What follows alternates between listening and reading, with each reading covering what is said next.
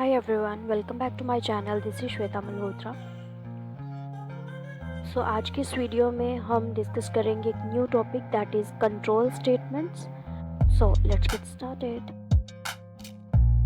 Statements की बात करें तो वो स्टेटमेंट जिनकी हेल्प से प्रोग्रामर अगर कोई डिसीजन मेकिंग करना है वो कर सकते हैं.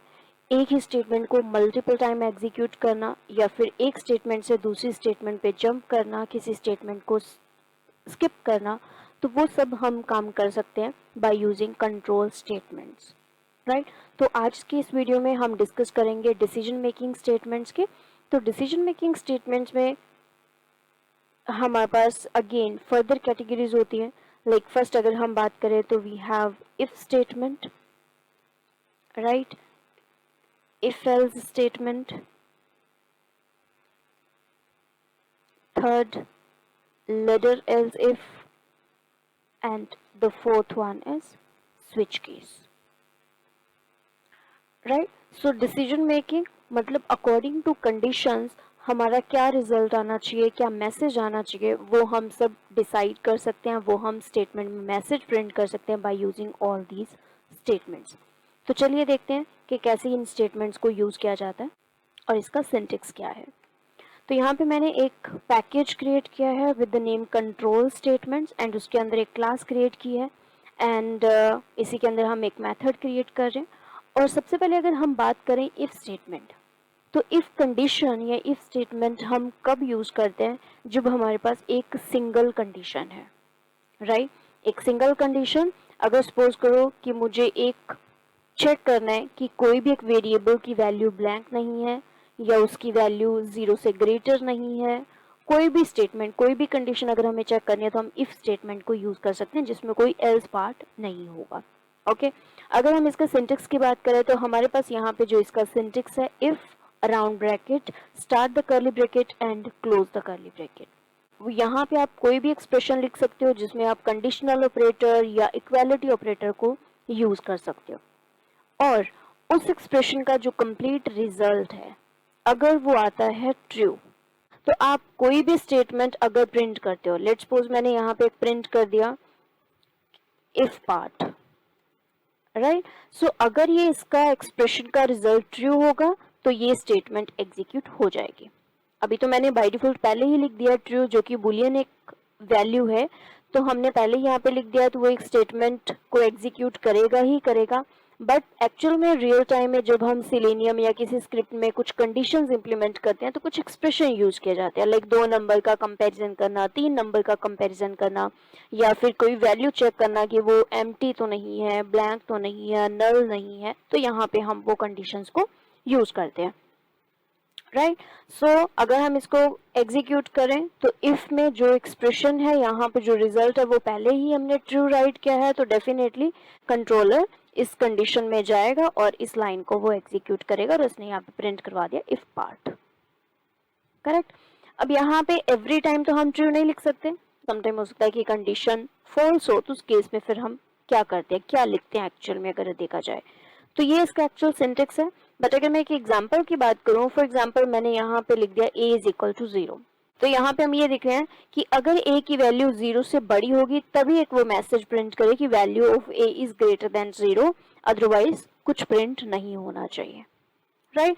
तो हम यहाँ पे जो बेसिक सिंटेक्स है वो हम यही लिखेंगे, if start the curly bracket close the curly bracket. ये इसको इफ ब्लॉक भी आप बोल सकते हो, इफ स्टेटमेंट में हम बोल सकते हैं, राइट.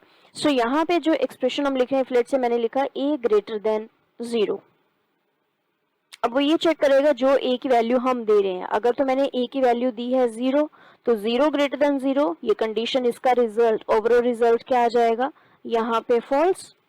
और अगर रिजल्ट फॉल्स आ जाता है तो फिर कभी भी वो इस स्टेटमेंट को प्रिंट नहीं करेगा, राइट. सो यहाँ पे अगर मैं लिख दूं कि वैल्यू ऑफ a इज 0, तो इस केस में अगर यहाँ पे कंडीशन ये ट्रू होगी, जो भी आप टेस्ट डेटा दोगे उस डेटा के अकॉर्डिंग कंडीशन ट्रू होगी तो ये स्टेटमेंट को प्रिंट करेगा. अगेन अगर हम रन करें तो ये कुछ उसने प्रिंट नहीं किया, वैल्यू ब्लैंक आ रही है बिकॉज उसने ये स्टेटमेंट को प्रिंट नहीं किया, reason condition is false. But अगर मुझे ये स्टेटमेंट प्रिंट करनी है तो अगर आप कंडीशन लिख रहे हो a इज ग्रेटर देन 0, तो a की वैल्यू 0 से ग्रेटर होनी भी चाहिए। अगर a की वैल्यू 0 से ग्रेटर है, जैसे कि 10 मैंने राइट किया, तो ये कंडीशन अब क्या हो जाएगी, 10 greater than 0, condition is true. और अगर कंडीशन ट्रू है, उसका रिजल्ट ट्रू आता है, तो ये स्टेटमेंट प्रिंट हो जाएगी, यहाँ पे मैसेज आएगा value of a is 0। Got it? Very simple. So sometime अगर आप देखोगे तो कुछ अगर इफ ब्लॉक की या इफ स्टेटमेंट के अंदर, इस कंडीशन के अंदर ओनली एक सिंगल ही स्टेटमेंट हमें राइट करनी है, मल्टीपल स्टेटमेंट्स अगर नहीं है, तो उस केस में आप ब्रैकेट्स है वो आप इसको अवॉइड कर सकते हो,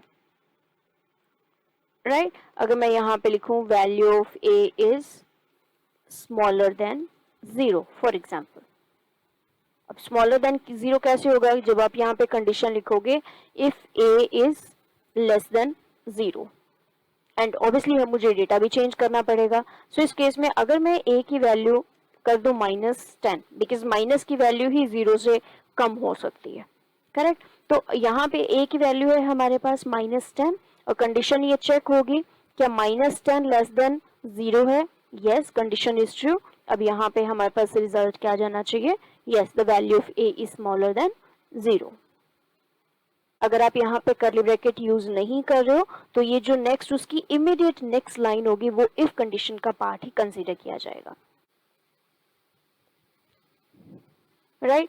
अगर आप यहाँ पे एक और सेकंड लाइन राइट करते हो, लेट्स से मैंने लिख दिया this is not a part of if statement, तो इस केस में क्या होगा कि अगर ये कंडीशन हमारी चाहे ट्रू है चाहे फॉल्स है, उस केस में ये वाली लाइन एग्जीक्यूट होगी ही होगी। क्यों? बिकॉज वो इफ कंडीशन का पार्ट नहीं है।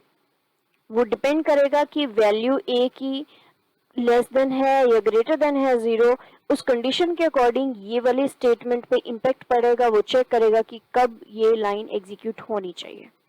में अगर हमारी एक सिंगल ही स्टेटमेंट है तो देन आप ब्रैकेट अवॉइड कर सकते हो, बट अगर मल्टीपल स्टेटमेंट उस इफ का पार्ट है तो देन आपको ब्रैकेट को कर्ली ब्रैकेट स्टार्ट भी करना होगा एंड क्लोज भी करना होगा। ठीक है जी, तो ये हो गया हमारा सिंपल इफ कंडीशन।